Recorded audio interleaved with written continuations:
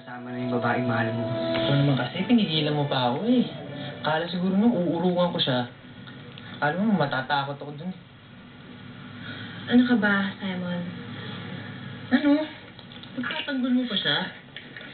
Naningat lang ako sandali kung kanin-kanino ka na sumasama. Ano ba? Pwede ba? Huwag mo na pinag-iinitan yung tao. Ikaw na nga yung may kasalanan eh. Ako? Come on, Simon.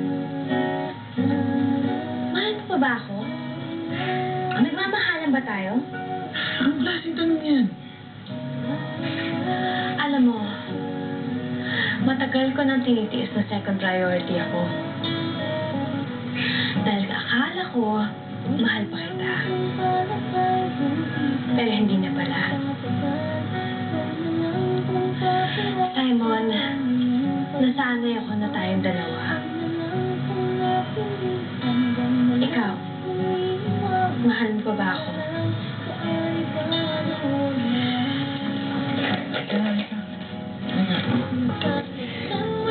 Aya, tagal na tayo. Hindi yun yung tanong eh.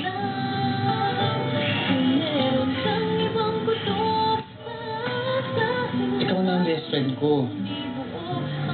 Ayokong mawala ka sa akin.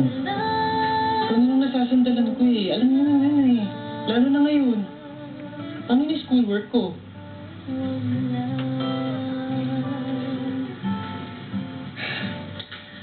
Baka naman nasabi mo lang yan dahil nagkakagusto ko na dun sa Toby na yun.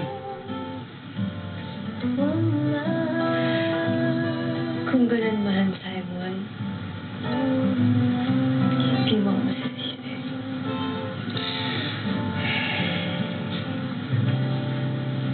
Sigurado ka ba darating siya? Hindi. Pero ano ginagawa natin dito? Mag-aabang. Ate po na! Last chance ko na ito na makausap siya. Hindi niya ako pinapansin. Marami pa sasakyan! Ate magmamadali! Last ka na talaga! Sarap! Oh, katipunan! Katipunan! Katipunan! Katipunan! Alis na! Alis na! Katipunan! Oh! Oh! Tuna! Sarap! Marami! Toby! Katipunan! Toby! Toby, wait!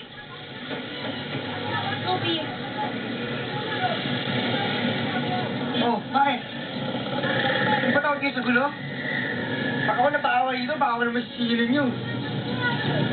Toby, I'm sorry. Hindi ko sinasadya yung sinabi ko. Nagkamali ako. Sorry?